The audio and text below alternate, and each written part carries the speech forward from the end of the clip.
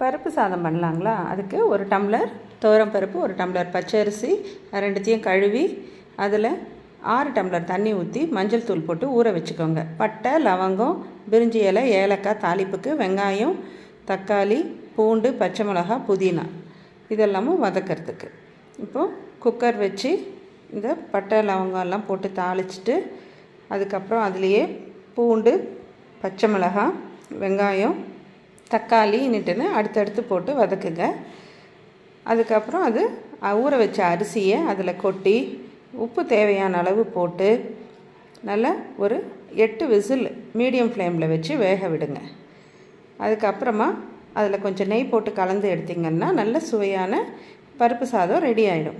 இது மோஸ்ட்லி பெண் குழந்தைங்க வயசுக்கு வர்றப்போ இந்த பருப்பு சாதத்தை தான் செஞ்சு கொடுப்பாங்க.